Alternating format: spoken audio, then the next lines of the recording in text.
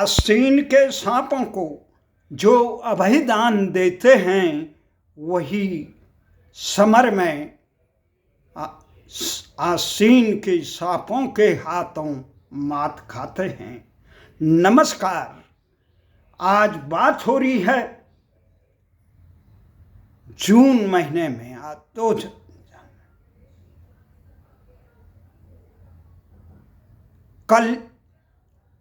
आज प्रातः यूक्रेन ने जिस प्रकार से रूस पर ताबड़तोड़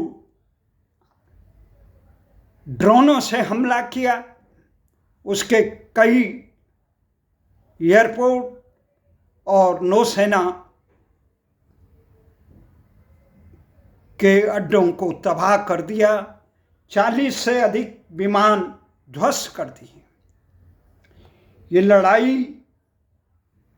ये इस प्रकार का हमला था कि न केवल रूस स्तब्ध है, अभी तो पूरी दुनिया स्तब्ध है कि संसार के सबसे बड़े शक्तिशाली देश रूस पर यूक्रेन जैसा, जिसके 1/3 से अधिक भूभाग पर रूस ने कब्जा कर लिया है। 24 फरवरी 2022 से रूस ने यूक्रेन पर इतने दर्दनाक हमले किए, उसके हजारों वर्ग किलोमीटर क्षेत्र पर कब्जा कर लिया, उसके करोड़ों लोग विस्थापित हैं, हजारों की संख्या में लोग मारे जा चुके हैं। भले ही उसे नाटो सहित अमेरिका मदद दे रहा हो, 95 अरब डॉलर की मदद अकेला अमेरिका कर रहा है, क्योंकि अमेरिका का काम यूक्रेन कर रहा है। यूक्रेन ने जो अपनी एकता, अखंडता, समृद्धि और अपनी तबाही को आमंत्रण दिया, वो जेलस्की के कारण दिया। वो अपने पैतृक देश सोवियत संघ के सहभागी रूस से उलझकर जिस प्रकार से यूक्रेन के साथ, रूस के साथ दुश्मनी करके नाटो का सदस्य बनना चाहता है, रूस के दरवाजे पे उसके दुश्मन को बिठाना चाहता है, उसको रूस ने समझाने की कोशिश की, परंतु जब वो नहीं समझा तो उसको फिर डपटने की, हल्के ढंग से डपटने की। ये हल्के ढंग से डपटने में ये 24 अप्रैल 2022 से 3 साल हो चुके हैं। अभी भले ही यूक्रेन तबाह हो चुका है, परंतु नाटो और अमेरिका की सहायता से वो रूस पर ड्रोनों से जिस प्रकार से हमला कर रहा है, उससे न केवल रूस की में व्यापक तबाही हो रही है, अपितु उसका मनोबल भी गिर रहा है। अंतर्राष्ट्रीय उसकी ख्याति पर गहरा धक्का लग रहा है। ये केवल रूस की बात नहीं है। हमारा तो ये मानना था यूक्रेन के जेलस्की न केवल यूक्रेन वालों के लिए, जबकि रूस ने ये कह दिया था कि आप की सुरक्षा को कोई खतरा नहीं है, आप केवल नाटो की सदस्यता न लें, हम आपके साथ हैं। परंतु अमेरिका द्वारा भड़काए जाने से, यूरोपीय देशों द्वारा समझाए जाने पे वो अपने पैतृक देश रूस के खिलाफ दुश्मन बन बैठा और पुतिन ने उसे हल्के में लिया। हल्के में लेने के बाद पुतिन को चाहिए था कि जो भूल पुतिन ने की वही भूल भारत ने भी की। बहुत मजबूती से, जहां दुश्मन को सर न उठाने के पड़े, जिस प्रकार से इस प्रकार से तबाही मचानी चाहिए थी, जेलस्की फिर किसी ढंग से हमला करने की स्थिति में न रही। लड़ाई यूक्रेन के लोगों से नहीं थी, लड़ाई थी जेलेंस्की से। परंतु यूक्रेन के जो लोग युद्ध के विरोधी थे वो विदेशों में हैं, परंतु जो लोग यूक्रेन जेलेंस्की के पापों के सहभागी हैं वो आज यूक्रेन में हैं। तो इसलिए पुतिन को चाहिए था किसी भी ढंग से सीमित करके, जो काम अमेरिका ने जापान पे हमला करके किया था वही काम पुतिन को भी यूक्रेन के इस आसीन के साथ जेलेंस्की पे निर्मम प्रहार करके उसको अंकुश लगाना था। ये लंबा नहीं खींचना था, बहुत निर्मम प्रहार करना था। वैसे ही ये भूल इसी माह, जो गत माह मई में भारत और पाकिस्तान में 22 अप्रैल 2025 में जो पहलगाम में पाकिस्तानी आतंकियों ने जो नृशंस हत्या भारत के पर्यटकों को की थी पहलगाम में, उसके बाद भारत सरकार ने जो 7-8 मई को 7-8-9-10 मई को पाकिस्तान पे निर्णायक प्रहार किए थे। उन प्रहारों से पाकिस्तान त्राहिमाम कर गया था, वो अमेरिका की शरण में गया।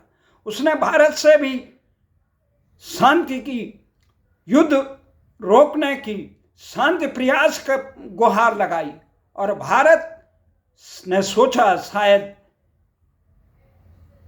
किन परिस्थितियों में शांति प्रहारोों को स्वीकार कर लिया। इससे देश की जनता नाखुश थी, क्योंकि देश पहले ही भुगत चुका था। जिस प्रकार से पृथ्वीराज चौहान ने बार बार मोहम्मद गोरी को आक्रांता, विदेशी आक्रांता मोहम्मद गोरी को परास्त किया था और उसे अभयदान दे दिया था।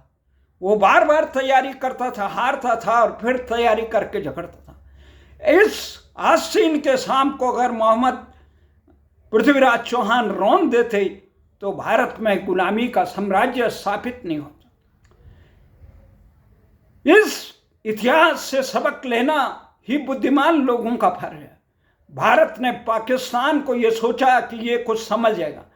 पाकिस्तान ने उसके बाद अमेरिका और चीन, तुर्की के सह पर वो इतना धर्मांध और मानवता विरोधी हो गया।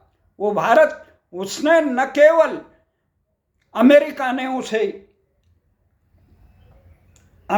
ने उसे जहां संसार में सबसे बड़े आतंकियों को सहायता देने के लिए विश्व के तमाम आर्थिक संसाधनों से उसे सहायता दी। वो ऋणग्रस्त था, वो दिवालिया के कगार पे था। उसे बचाने के लिए काम अमेरिका ने किया। अमेरिका उसे हमेशा ढाल बन के रहा।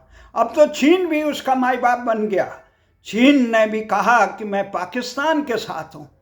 भारत के साथ जो उसका सदाबहार मित्र था रूस और यूक्रेन के संघर्ष में भारत के नेतृत्व ने जिस प्रकार से रूस के साथ एकजुट होकर खड़ा नहीं हुआ, उससे शायद रूस आहत था।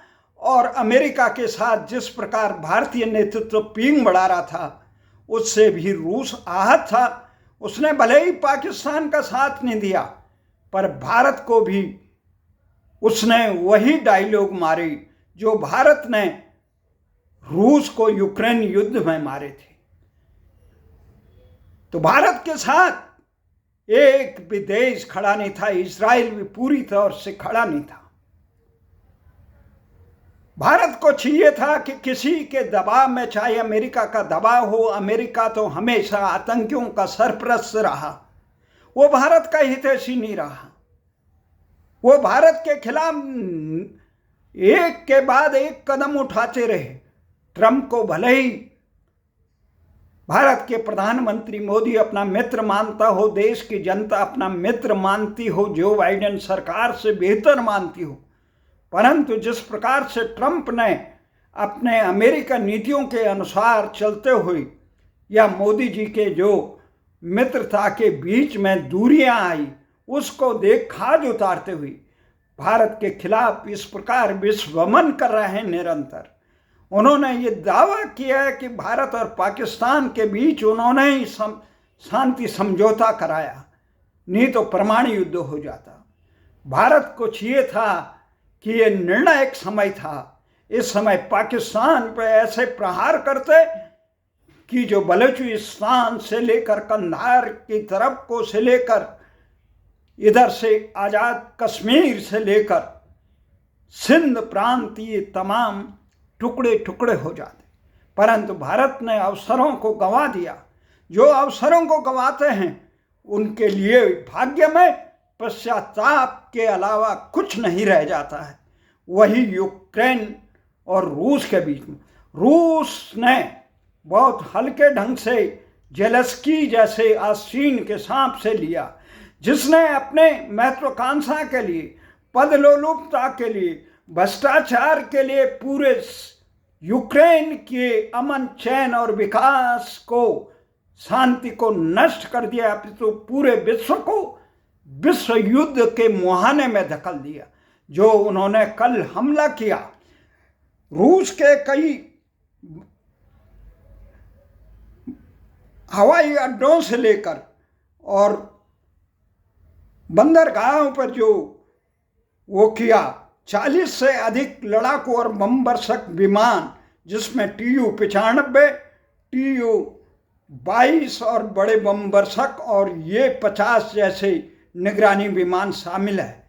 और इससे सबसे बड़े ये है, 25 दिसंबर 1991 को जो अमेरिका और उसके साथी देशों के षड्यंत्र से जो सोवियत संघ का विघटन हुआ था, उस विघटन के बाद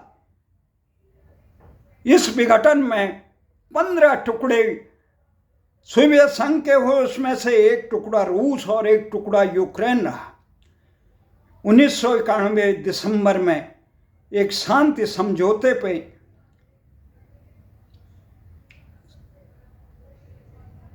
समझौता किया था, परंतु अमेरिका और नाटो देशों ने जिस प्रकार से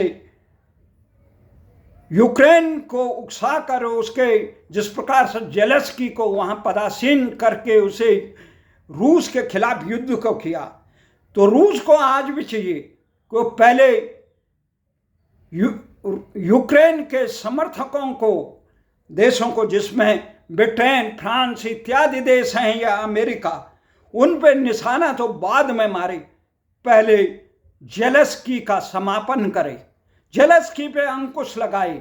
जेलेंस्की पे अंकुश लगाए बिना न विश्व में शांति होगी, न रूस में शांति होगी, न यूक्रेन में शांति हो पाएगी।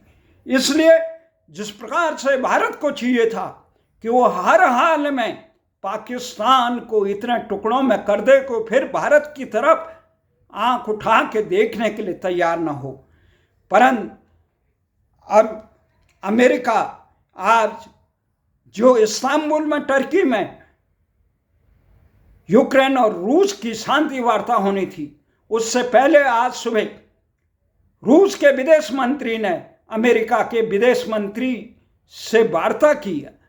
उसके बाद क्या रंग खिलाता है, रूस या यूक्रेन किस प्रकार से इस हमले को लेते हैं, परंतु जिस प्रकार से ब्रिटेन ने अमेरिका से बमवर्षक, परमाणु बमवर्षक विमानों की मांग की है, क्योंकि ब्रिटेन केवल नौसेना द्वारा, पनडुब्बी द्वारा ही परमाणु अस्त्रों का वो करता है, और ब्रिटेन को आशंका है कि सबसे पहले रूस हमला ब्रिटेन पर करेगा।